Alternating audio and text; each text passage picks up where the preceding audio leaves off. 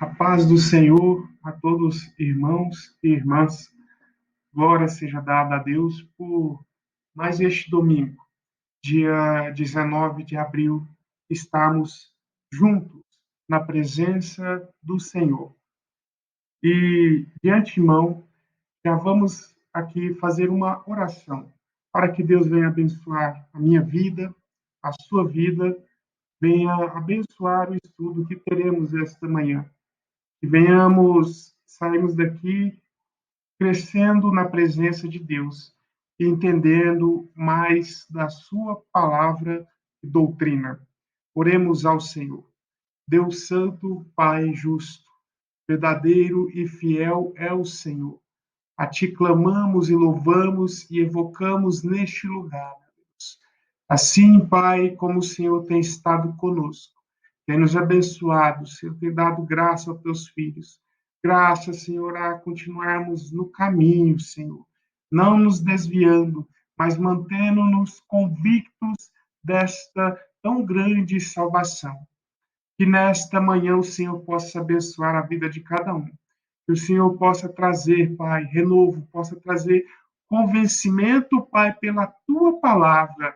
Senhor Deus, nos use o teu filho como um vaso nesta manhã. Que venhamos, Pai, pelo poder que há no teu nome, pelo poder que há na tua palavra, manifestar as obras das tuas mãos e levarmos, Senhor Jesus, ao conhecimento da tua palavra. Ajude-nos, Espírito Santo. Em nome de Jesus pedimos e louvamos e agradecemos. Amém. Meus irmãos, estamos aqui mais um dia para a glória de Deus. Hoje, na lição de número 3 da nossa revista, do nosso segundo trimestre, né?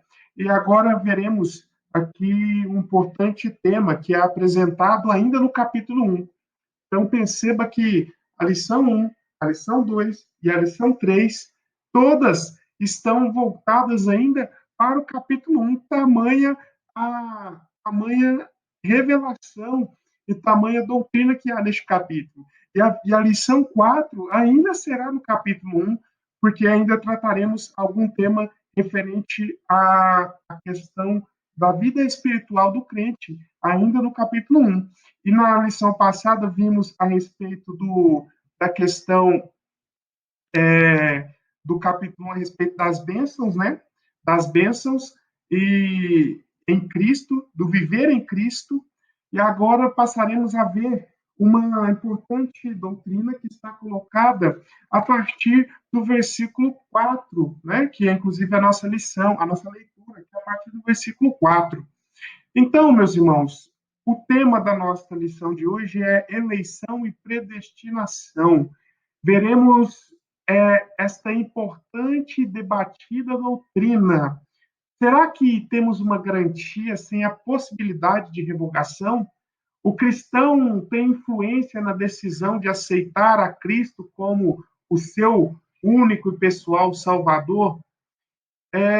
Nós somos atendidos pelo acaso quando aceitamos ao Senhor?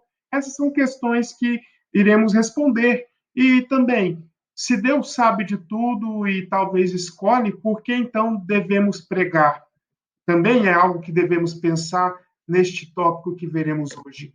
Então, meus irmãos, vamos aprender do Senhor.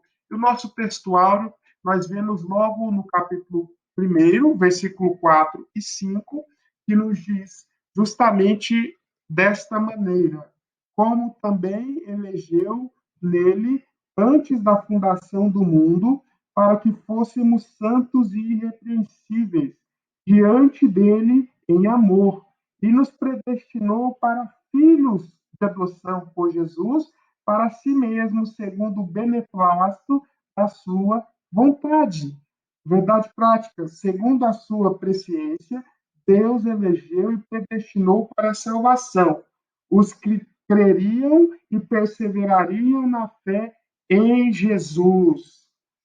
Meus irmãos, vou fazer novamente a leitura convosco do versículo 4 ao versículo 12 e vai refletindo e meditando na palavra do Senhor enquanto vamos lendo. Versículo 4. Como também nos elegeu nele antes da fundação do mundo, para que fôssemos santos e irrepreensíveis diante dele em caridade, e nos predestinou para filhos de adoção por Jesus Cristo para si mesmo, segundo o beneplácito da sua vontade, para louvor e glória da sua casa, da sua graça, pelo qual nos fez agradáveis a si no amado, em quem temos redenção pelo sangue, remissão das ofensas, segundo as riquezas da sua graça.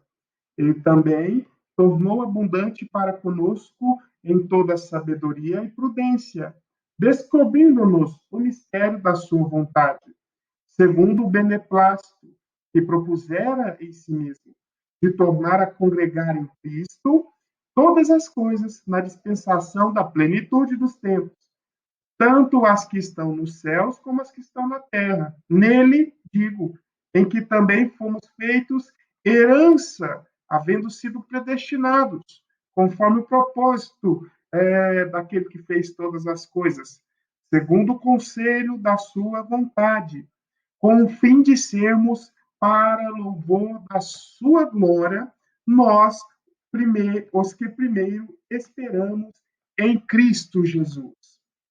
Meus irmãos, qual seria o objetivo desta manhã? Sabermos, primeiramente, que Deus, por meio da sua presciência, ele soube quais pessoas creriam em Cristo, quais seriam, então, predestinadas a receber tais bênçãos que a palavra garante àqueles que creem. Então, esse é o nosso objetivo. Mostrar justamente esta verdade. Podemos ver que a doutrina da eleição em Cristo é muito gloriosa. Porque em Cristo nós fomos eleitos para a salvação, em Cristo nós fomos reconciliados, em Cristo nós fomos adotados, para assim desfrutar das bênçãos espirituais.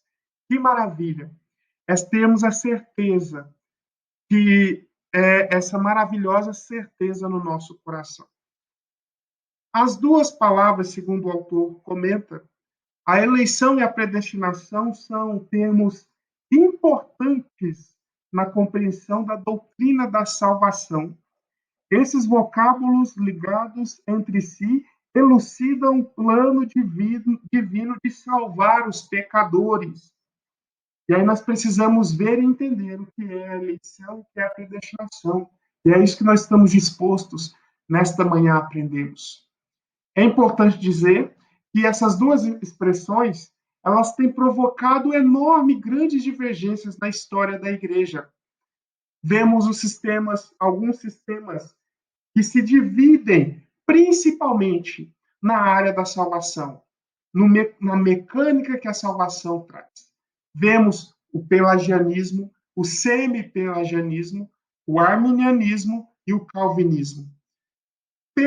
Pelagianismo, ele enfatiza que o homem é o único agente da salvação, tanto no crer quanto no receber, quanto no crer quanto no permanecer e quanto no efetuar. Seria o homem. O semi-pelagianismo, ele já entende que o homem que dá o início,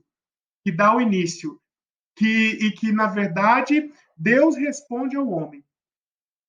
Deus responde ao homem. O arminianismo ensina que Deus que inicia o processo da salvação e o homem responde a Deus. O homem responde a esse processo. E o calvinismo ensina que Deus é o único agente e o homem não tem interferência nenhuma, é o único agente que tem a salvação, que Deus dá a salvação, que opera a salvação, e o homem não tem nenhuma interferência. Então, temos aí pelo menos 4 sistemas de salvação quanto à sua mecânica. E veremos aqui, basicamente, e teremos aqui uma visão do sistema qual nós cremos, que é o sistema fundado por Jacob Arminius, que é um grande protestante holandês, que lá, quando na Reforma Protestante, fundou e, na verdade, propagou esse sistema, porque, logicamente, essas ideias já vêm desde os pais da igreja, apesar de também haver alguns pais da igreja que creem também convictamente no pelagianismo, semi-pelagianismo ou no calvinismo. Mas nós, a Assembleia de Deus, inclusive está na nossa declaração de fé, ao qual nós nos guiamos em todas as nossas os nossos debates, em todas as nossas colocações. Mediante a isso, nós cremos no sistema de Jacob Arminius. E veremos o porquê, e veremos as questões que nos levam a crer dessa maneira. Tudo isso, meus irmãos, também é importante mencionar. Tudo isso dentro da visão da nossa interpretação e da interpretação que mais cabe biblicamente dizendo. Biblicamente dizendo, seria uma aplicação mais coerente e justa para, para com todos, e mostrando o plano de Deus. Então é importante percebermos no primeiro tópico, ele vai tratar a respeito da eleição divina, as condições da eleição, uma vida santa e a nova vida dos eleitos. E o grande tema seria, então, a eleição divina.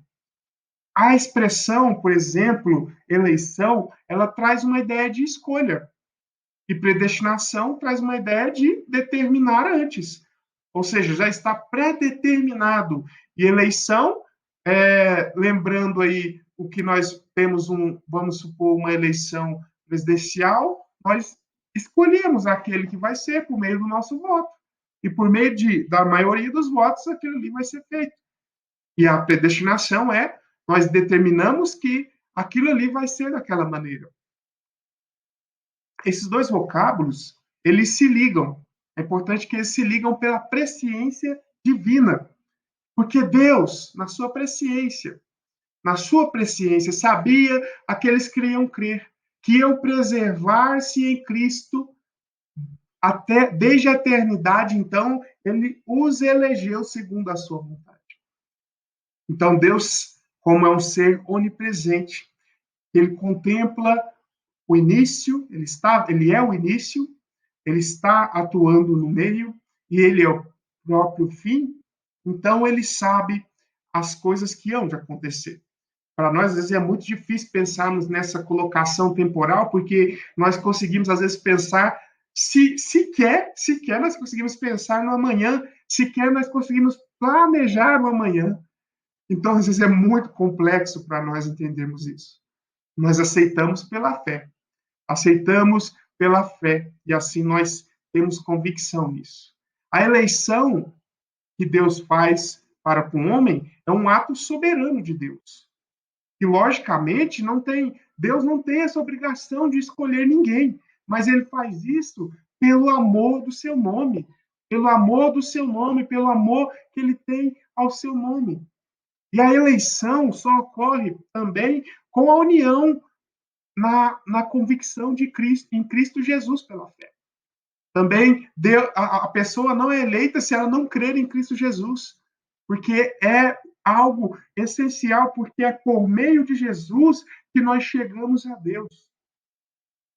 Isso, por exemplo, como eu falei, os pais da igreja, no período da reforma, sustentada por Jacob Arminius, e boa parcela depois dos reformadores do século XVI. E, importante dizer, em 1619, por ocasião do Sinodo de Dort, essa visão foi condenada.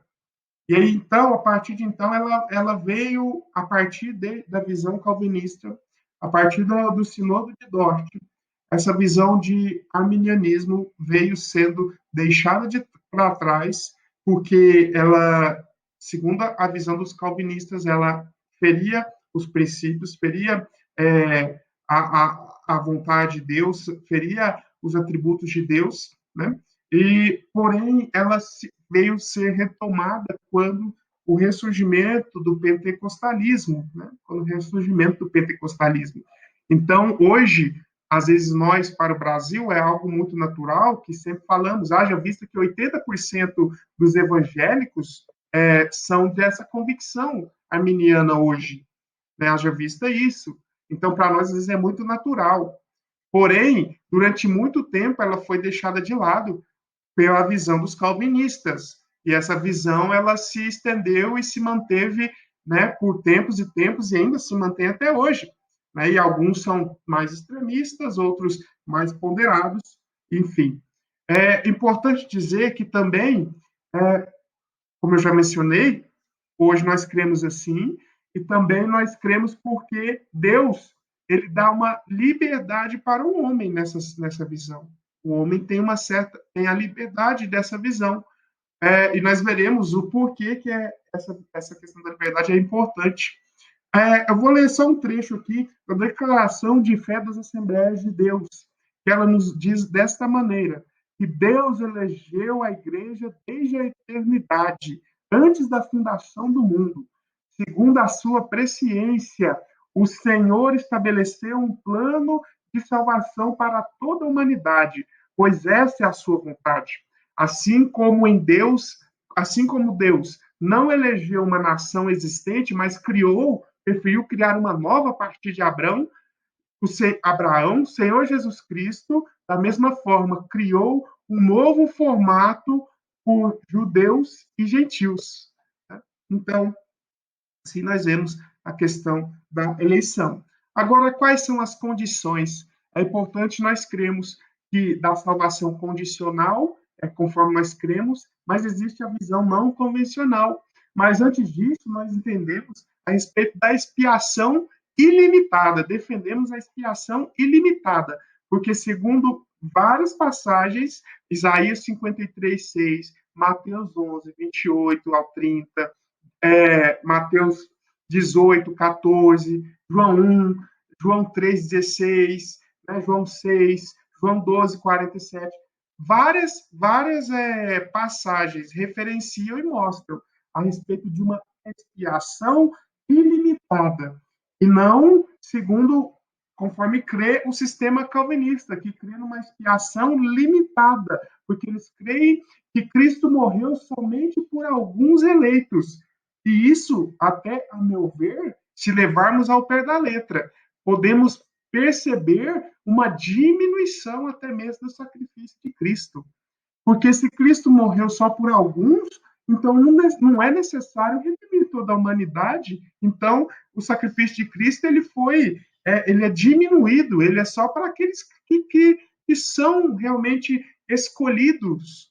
Mas nós cremos que somos escolhidos, mas segundo a presciência de Deus. Deus inicia, o homem aceita e Deus cumpre. Né? Agora, segundo a visão calvinista, Deus faz, o homem recebe a medida da graça irresistível e não tem depois nenhum meio, e não tem nenhuma condição de aceitar isso, porque vem na questão da depravação total, e a partir disso o homem é salvo e pronto, mas é só para aqueles que creem, só para aqueles que são escolhidos. Não existe existe na verdade um limite. Existe, na verdade, um limite para aqueles que são escolhidos.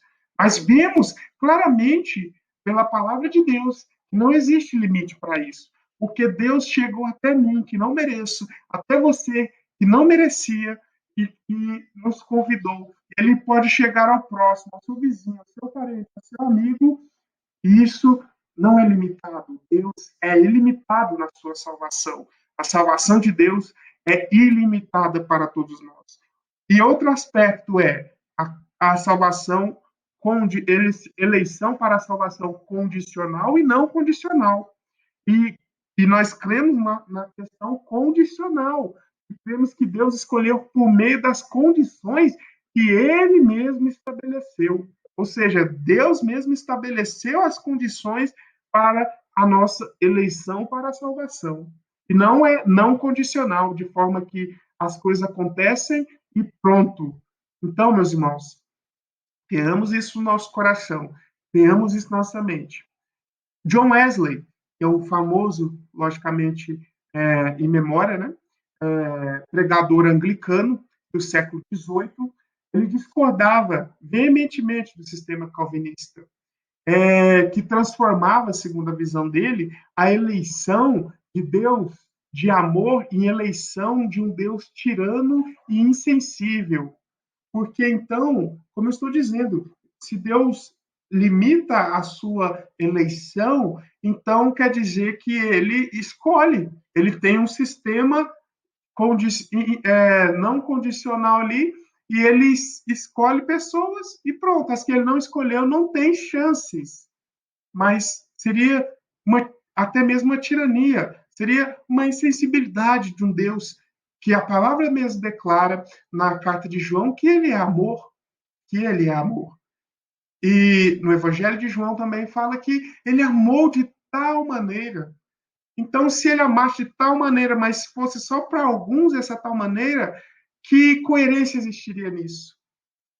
Que percepção existiria nisso? Que sensibilidade existiria nisso? Mas Deus, pela glória de Deus, nós cremos e vemos que Deus morreu por mim, morreu por você, morreu para os seus próximos, que vão aceitar a Cristo em nome de Jesus.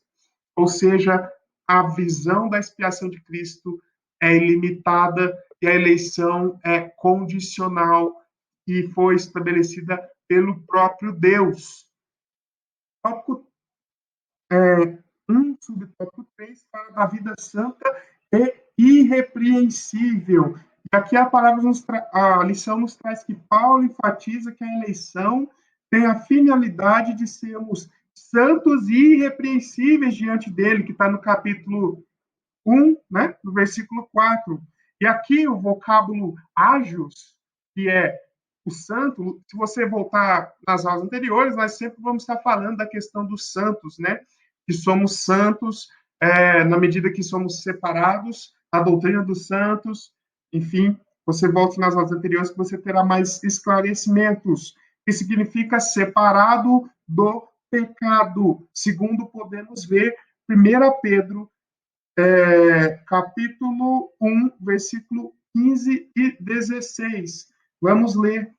Epístola de Pedro, capítulo 1, versículo 15 e 16. Mas, como é santo aquele que vos chamou, sede vós também santos em toda a vossa maneira de viver, porque está escrito: sede santos, porque eu sou santo. Então, devemos buscar uma vida irrepreensível. E, nesse sentido, a eleição condicional predestina para uma vida afastada do pecado e uma conduta ilibada. Então, é para isso que a eleição te chamou. Não é para você continuar no pecado e falar: se Deus me escolheu, pronto, eu posso pecar, mas Deus me escolheu. Não. Deus necessita que você esteja na condição de buscar ser separado do pecado e de ter uma conduta ilibada. Não adianta você ser cristão e você ser mal falado, porque você é uma pessoa arrogante, uma pessoa que injuria as outras, uma pessoa que provoca dissensões. Então, pense na sua vida, seja uma pessoa amável, hospitaleira, uma pessoa que realmente ama o seu próximo. Inclusive, esta é uma boa oportunidade para você fazer isso, não é verdade? Você pode doar uma cesta básica, você pode doar um pacote de arroz, você pode doar tantas coisas que hoje são, às vezes, para você são pequenas, mas isso mostra o seu caráter ilibado. Isso evidencia seu amor para com o próximo. Então, sejamos luz, meus irmãos. Sejamos luz neste mundo de trevas. Tópico 4, subtópico 4, fala a nova vida dos eleitos. O tema é apresentado com exortações. Ou seja, você é eleito, então tem exortações para você. Existem condições que você precisa cumprir para se manter nesta eleição. Tais como mentira, furto, palavras torpes, amargura, ira, cólera. Tudo isso vemos conforme Efésios 4, 22 até o 24, 25, né? São exortações, nós devemos nos despojar do velho homem, devemos renovar a nossa mentalidade, a nossa mente deve ser renovada, devemos nos revestir do novo homem, que segundo Deus, esse novo homem é criado de justiça, de verdade, a verdadeira justiça e santidade de Deus. Este novo homem é criado. Então se revista e seja um novo eleito. Viva essa eleição conforme Deus preparou e trouxe para a sua igreja. Bom, meus irmãos, agora o tópico 2, que vai nos trazer justamente a predestinação para a santidade e a filiação. Então, veremos esses dois tópicos aí importantes, que é a filiação por adoção, que eu já fiz uma introdução na lição passada sobre a questão da adoção, e aqui veremos mais, porque veremos a adoção e veremos ainda os privilégios da adoção. Então, a predestinação, vimos a eleição, que é a partir de uma visão ilimitada, de uma expiação ilimitada, que é segundo a presciência de Deus. E a predestinação, que é o termo grego prórizo, que traduzido como predestinar, é formado por dois vocábulos. O órizo, que significa determinar, e pela preposição pró, que indica antes. Ou seja, predestinar significa determinar antes. Inclusive, para começar, isso nos traz uma fonte da Bíblia de estudo pentecostal, que a predestinação se aplica aos propósitos de Deus inclusos na eleição. Tá vendo? Então, é os propósitos de Deus inclusos na eleição. E que a eleição é a escolha feita por Deus em Cristo, de um povo para si mesmo. Mostrando, novamente, que Cristo não quis usar o mundo, mas ele estabeleceu um novo sistema. Mas isso tudo é dentro da presciência de Deus. E por meio disso somos predestinados a vivermos, a sermos salvos por Cristo. A salvação, ela é uma bênção disponível a todos que cumprirem o requisito, a todos que cumprirem a condição. E qual é a condição da salvação? Leiamos Marcos capítulo 16, versículo 16, que talvez muitos já saibam até de cabeça, mas eu vou ler aqui para a gente fixar melhor essa exclamação que diz: quem crê e for batizado será salvo, mas quem não crer será condenado. Então, o versículo 15 nos mostra que nós devemos ir por todo mundo e pregar a toda criatura. Então, como que nós iríamos pregar a toda criatura se a condição da eleição já estava predestinada? Ou seja, não adianta nós pregarmos, porque se aquela pessoa não estava predestinada a ser salva, ela não aceitaria a salvação. Do que adiantaria?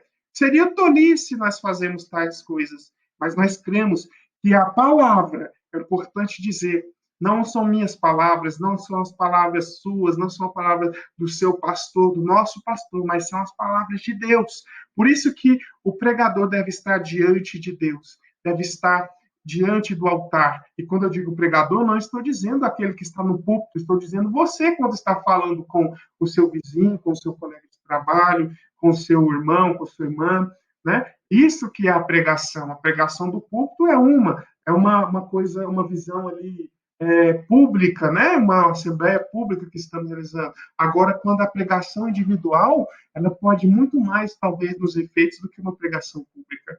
Então, meus irmãos, a declaração, segundo nós cremos, então, nós temos a condição que é crer em Cristo, crer em Cristo.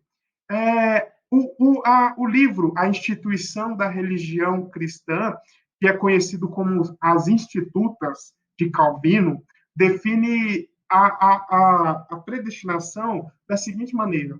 Vou ler para você e você analise. Chamamos predestinação ao decreto eterno de Deus, pelo qual determinou o que fazer de cada um dos homens. Porque ele não os cria com a mesma condição, mas ordena uns para a vida eterna e outros para a condenação perpétua. Portanto, segundo o fim para o qual o homem é criado, dizemos que está predestinado à vida ou a morte? Qual a sua reflexão sobre isso?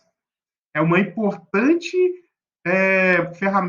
ferramenta soteriológica, diga-se de passagem, as institutas, mas me parece um bastante determinista, na verdade. Parece que, segundo o próprio Calvino escreveu, parece que as condições, Deus cria umas condições para uns e para outros, ou seja, para aqueles que ele criou destino à morte, não tem solução, mas nós cremos que existe a solução. Nós cremos que na eleição Deus definiu a condição. Qual que é a condição? Você deve crer em Cristo. Agora, já na predestinação, Deus planejou o destino e as benesses dos crentes em Cristo, que atenderam ao chamado divino. No plano divino, a predestinação dos escolhidos produz três benefícios, três objetivos, melhor dizendo: sermos filhos de adoção, sermos herdeiros de Cristo e sermos conforme a imagem de Cristo, segundo nos relata Romanos 8, capítulo 29. Leamos também aqui esta referência. Romanos 8, capítulo 29, segundo nos diz a palavra de Deus. Porque o que dantes conheceu também predestinou para serem conformes à imagem do seu Filho, a fim de que ele seja o primogênito entre muitos irmãos. Então, somos predestinados a isso conforme a presciência de Deus. E já entramos no segundo tópico, que somos filhos por adoção. E Paulo é o único escritor do Novo Testamento que emprega o termo adoção, e ele faz desse uso em algumas passagens, como em Romanos 8, 15, 23, 9, 4, Gálatas 4, 5, Efésios 1, 5. E a prática da adoção, é importante dizer, ela não fazia parte do sistema legal judaico, ela fazia parte do sistema legal romano. Interessante, interessante, porque é Deus ensinando as coisas para o povo que estava naquela época, né? Ela fazia parte do sistema legal romano e, logicamente, também era conhecido aí pelos gregos. E Paulo enfatiza justamente que foi do agrado de Deus predestinar alguns para serem feitos adotados, para serem adotados por Cristo Jesus, segundo o seu sacrifício. Então, é segundo isso. A adoção foi motivada pelo amor de Deus. Existe um amor de Deus que motivou a adoção. E assim, éramos antes, em outro tempo, estranhos e inimigos, mas agora somos reconciliados, conforme vemos Colossenses. Paulo vai dizer sobre isso, que somos reconciliados. Romanos 8, 17 vai dizer: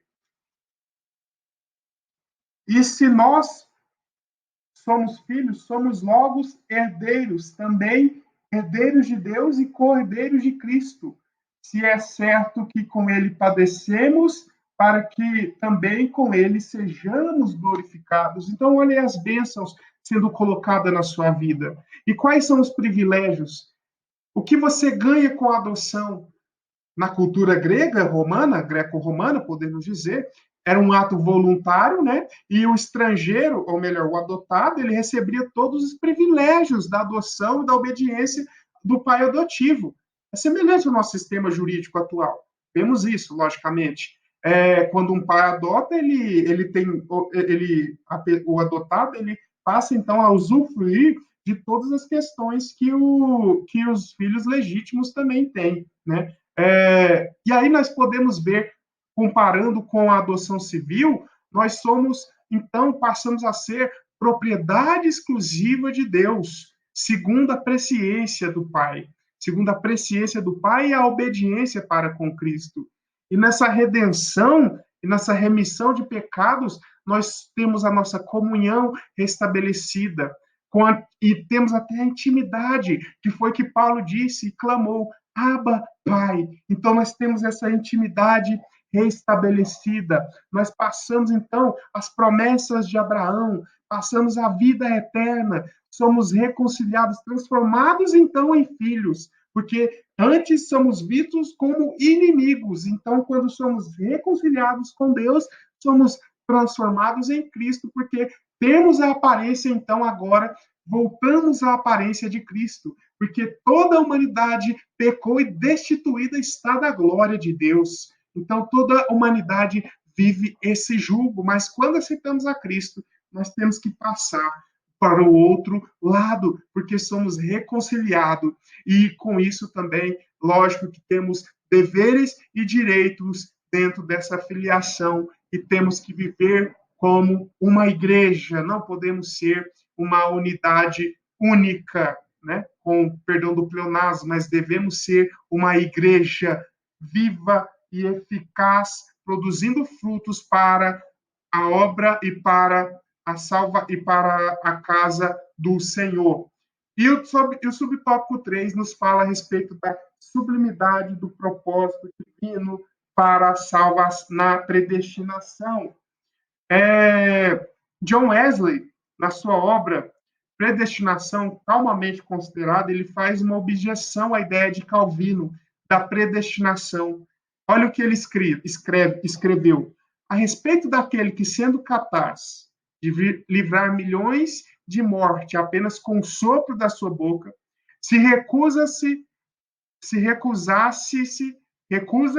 a salvar mais do que um dentre 100 e dissesse: eu não faço porque não quero, como exaltaremos a misericórdia de Deus se lhe atribuirmos tais procedimentos? É uma reflexão do livro de John Wesley, dos pensamentos de John Wesley. Então, como falaremos da misericórdia de Deus?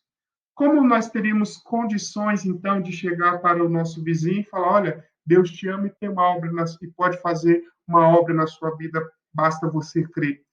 Nós teríamos dificuldade, não é verdade? Porque traz a impressão de que Deus não é misericordioso, porque Deus, segundo as condições que criou cada um vai ter um fim já determinado. Então, ele não pode se salvar. Mas nós não cremos dessa maneira. Nós cremos que a nossa pregação, ou seja, quando eu digo nós, eu digo o Espírito falando em nós, o Espírito Santo produzindo em nós, ele pode chegar a muitos e alcançar a muitos, e converter cativeiros e trazer muitos à vida. Então, meus irmãos, encerrando aqui, o último tópico fala a predestinação e o amor. Antes de Deus criar qualquer coisa, o seu plano de redimir a humanidade e definir o destino do crente estava estabelecido. Por conseguinte, a Bíblia mostra que a redenção divina não foi uma medida de emergência. Ao contrário, era o plano de Deus. Nós aprendemos, quando nós estudamos a respeito da doutrina de Deus, nós aprendemos uma coisa, que Deus não é um ser reativo, ele é um ser proativo. Ele faz de antemão. Lembra? Proativo vem da mesma ideia de predestinado, que é antes. Deus faz antes. Deus sabe antes. Deus planejou antes.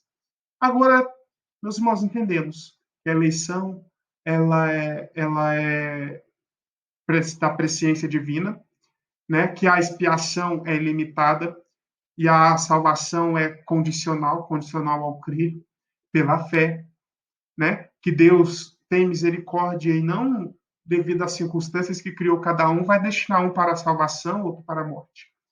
Mas aí vem a pergunta: se Deus fez isso, se Deus é dessa maneira, sabe, por que então nós devemos pregar? Por que então nós devemos ir e nos esforçar, estar pregando, estar ministrando, estar indo atrás, visitando? Por quê?